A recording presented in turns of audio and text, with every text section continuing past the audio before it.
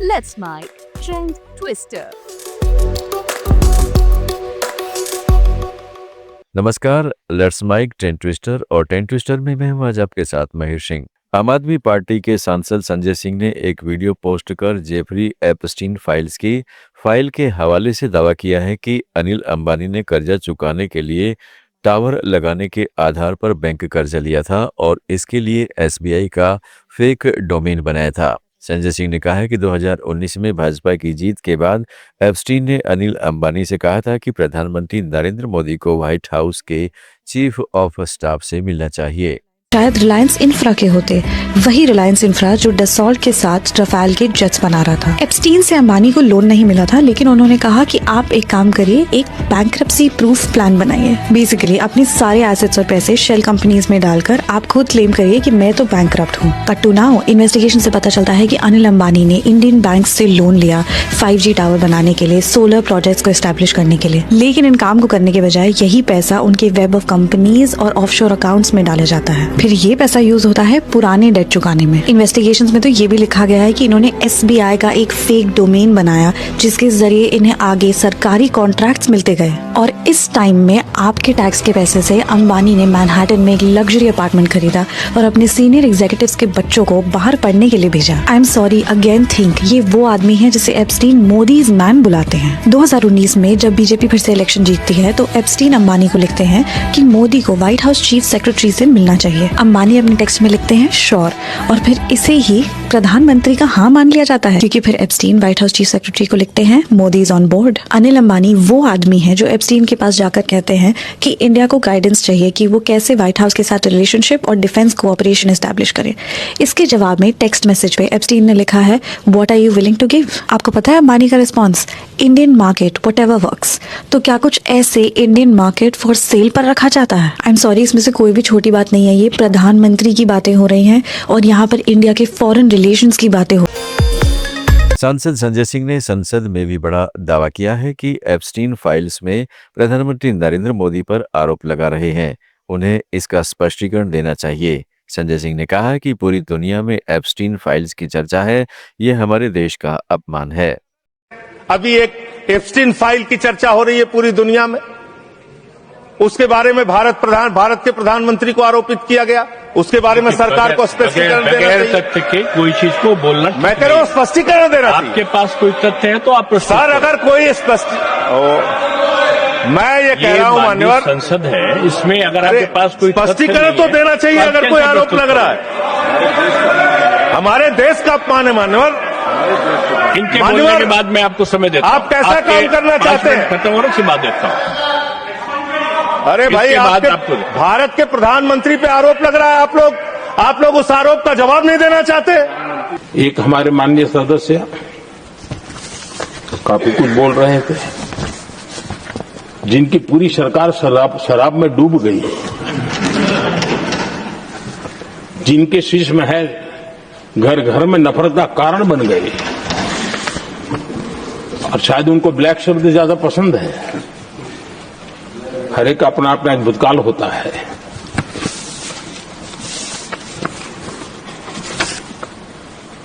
पता नहीं ब्लैक के साथ उनका क्या पुराना रिश्ता है।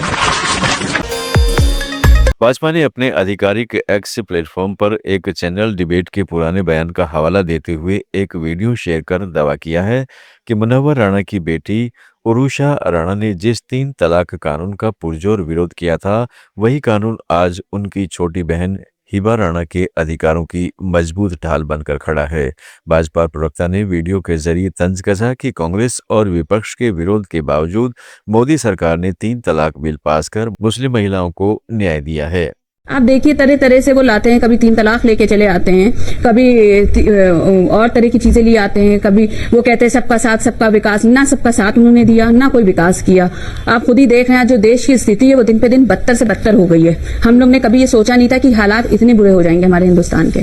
आपने कहा कभी वो तलाक लेके आ जाते हैं, तलाक की बिद्दत से आप सहमत हैं? आप चाहती है कि एक साथ तीनों तलाक हो?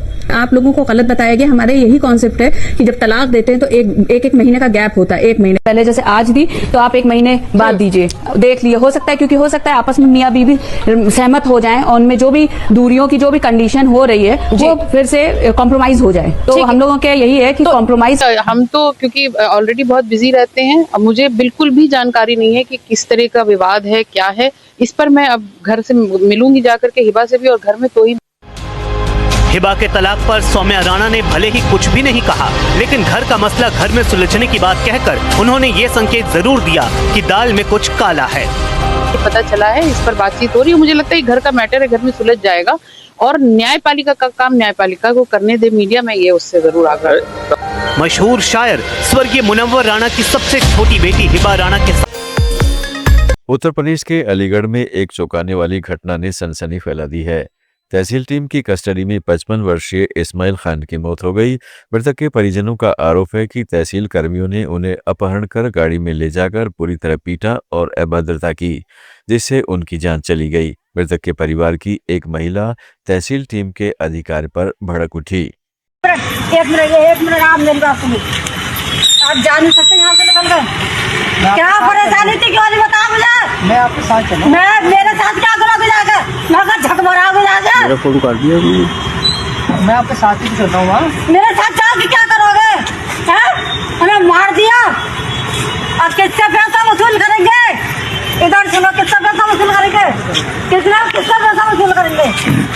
ऐसा मारा, दवा दी, जहर दिया, इंजेक्शन दिया, क्या करा?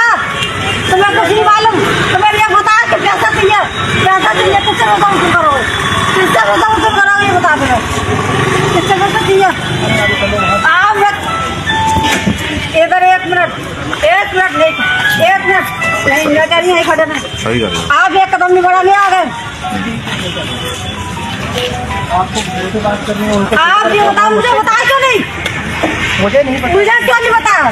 तुम गोखले थे, तुम नादान थे, बस ये जानते थे नोट चाहिए, जेब में रखने के लिए नोट चाहिए। आप बात क्यों नहीं कर रहे? बात का मेरे का जवाब दे।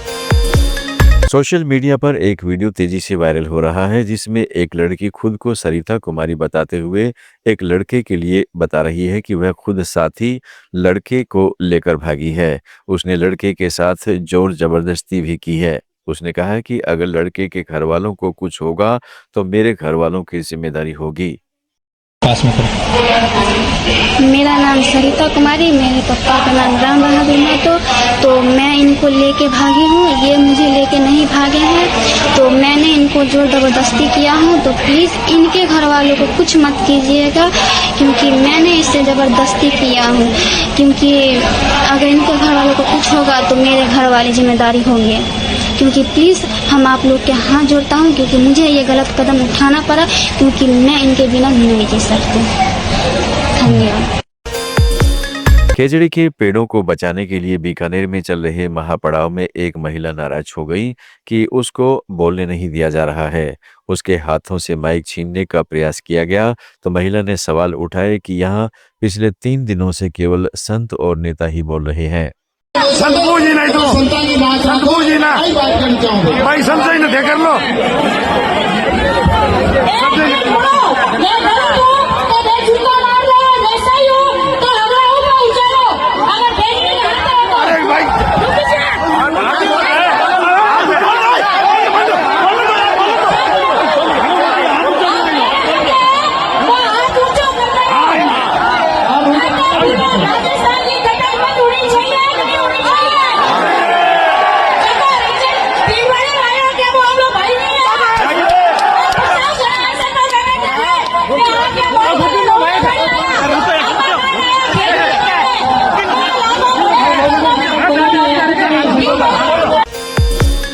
मुंबई के माहिम इलाके में बैंक ऑफ महाराष्ट्र की शाखा के एक मनसे नेता ने मराठी न बोल पाने की वजह से एक बैंक कर्मचारी के साथ बदतमीजी की। मनसे नेता ने बैंक अधिकारी पर जबरदस्ती मराठी में बात करने का दबाव डाला।